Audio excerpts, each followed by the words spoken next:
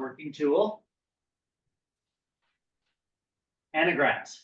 For a long time, I thought anagrams were bullshit. I really did. But take the idea, if you will, that each letter carries its own frequency with it. Oh, we've been through this, haven't we? Right? Like Yes. the Apis bull for alpha, which became our A. You know what I'm talking about, right? This was the ancient symbol for A. It came from Egypt originally, where they drew it like this.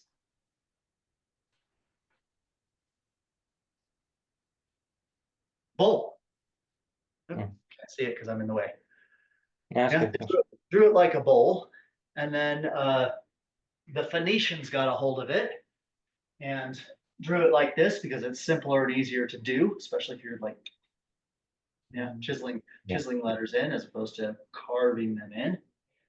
It got flipped around at some point in time, but in both the Latin alphabet and our alphabet, we write it that way.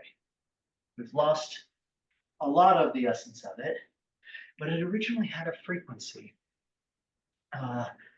And if you want to take the letter A and come to the alpha Curiobet, if you've heard of that, the alpha Curiobet, the letter A having to do with something ancient, something of origin, original value, ancient. In Egypt, the Apis bull not only represented the letter A, but the Apis bull was also the first born of creation, from which all the rest came. You see, so you get the frequency of it. If we actually still used hieroglyphs today, you could not only read them phonetically, but also read them symbolically. Each of the hieroglyphs, you could read them symbolically or phonetically. Ka and the Ba being really strong examples of it. Egyptian pharaohs' names that are in the, actually, I'm going to retract that word pharaoh because there was never such thing as a pharaoh. Egyptian kings' names in the cartouche had both a phonetic meaning, Tutankhamun, for example, as well as energetic, symbolical meaning based on what was in there. Okay. So the core of anagramming really, and alpha curio, that by the way, really comes down to what frequencies something has. But there's a caveat or a catch. If I have eggs, milk, salt, water, sugar, flour, what can I make? Cake. Sure, cake. What else can I make? You can do crepes. Crepes? Pancake crepes. Yeah. What else can I make? You see, what you'll start to see is that even though I started with 6 ingredients, I think it was, maybe 7, doesn't matter, but I start with those ingredients and I can make various different things out of them, also depending on the quantity of it. The quantity of it is going to often decide what the outcome is. If I have just a dash of sugar and a lot of salt, I'm going to end up making a cracker. Cracker. Yeah. Not a cake. You see, so it has to do with what's powering what and how much of something is in it. And that's part that's kind of left out of our language, except for from a what powers what kind of standpoint. I'll give you an anagram. Anagram just means switching the letters around. Right? I've got the 6 ingredients to make a cake or a cracker. Depends on how I put them together. Right? So you got something like earth, for example, anagrams to heart. Now, the consonants are the nature of something. The vowels are the power behind something. Think of a word in your head. Let's just use this. And then take out the I and try to pronounce the word. You can't do it. No one would understand you. You understand? I'm saying take out the I and try and pronounce the word this, or try and convey the message to it. It has no power behind it. You can't project it. Yeah. So the vowels project something. The vowels enliven the consonants. So if you look at the difference between earth, you've got E standing by itself, get into why that is. You've got A powering R, and then actually RTH.